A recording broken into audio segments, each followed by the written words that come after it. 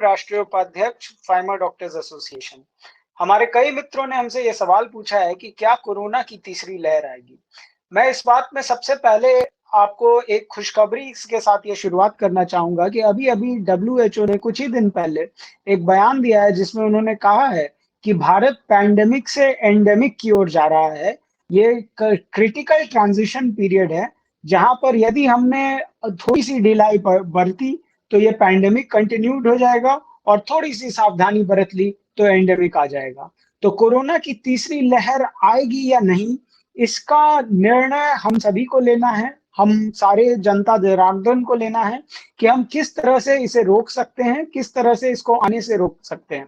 यदि हमने कोताही बरती तो कोरोना का तीसरा लहर आएगा और यदि हमने कोताही नहीं बरती तो बहुत ही यह संभव है कि कोरोना का तीसरा लहर नहीं आए।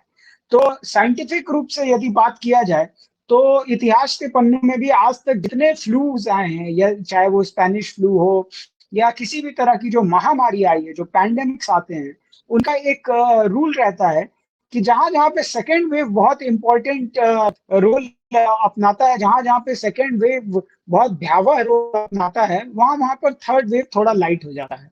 इसी जो आज से 100 साल पहले करीब जब स्पेनिश फ्लू भी आया था, तो जिन देशों में सेकंड वेव ने त्राहिमाम किया था, उन देशों में थर्ड वेव बहुत लाइट आया और जिन देशों में सेकंड वेव उतना ज़्यादा भयावह नहीं था, उन देशों में थर्ड वेव बहुत ही ज़्यादा खतरनाक निकला।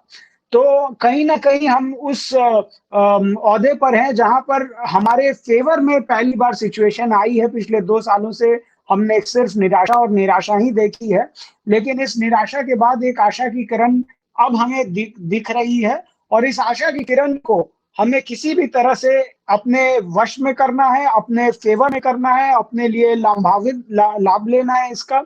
और कहीं न कहीं हमें इसमें बहुत ज़रूरत है कि हम अपने आप को संयमित रखें, कोरोना के प्रोटोकॉल्स का पालन करें, मास्क पहनें, 2 गज दूरी बना कर के रखें। मैं जानता हूँ ये कई बात अब आपको ऊब का पैदा करती है, अब आप ये बात बड़ी पुरानी लगती है, अब ये बात बड़ी बोरिंग सी लगने लगी है। अब ये बात में वो दम नहीं नज़र में आता है, लोगों को लगता है कि क्या करें भैया, जो है सो है। लेकिन ये 1-2 साल, 3 साल हम भूल जाएँगे। याद रहती हैं तो ज़िंदगी याद रहती है, याद रहते हैं तो वो यादें याद रहती हैं जो कोरोना में इतनी मृत्यु हुई, उनकी संवेदनाएँ याद रहती हैं, वो आँसुएँ याद रहती हैं।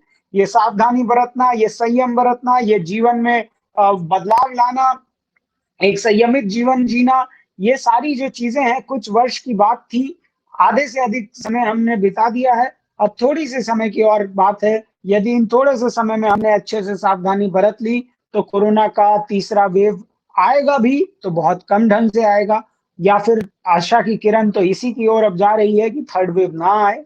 लेकिन कहीं अगर हमने असावधानी बरती, कहीं अगर हमने अपनी तरफ से ढिलाई कर दिया, कहीं हमने इन चीज़ों को अब फिर से नज़रअंदाज करना शुरू कर दिया, तो हमें ये नहीं भूलना चाहिए कि चेन ट्रांसमिशन और म्यूटेशन ही मूल अंश है जिस वजह से इतना कुछ होता है। तो चेन ट्रांसमिशन और म्यूटेशन को अगर हमें रोकना है, तो हमें कहीं न कहीं सावधानी बरतनी होगी और सावधानी हटी और दुर्घटना घटी वाली यहाँ पे स्थिति उत्पन्न हो जाती है।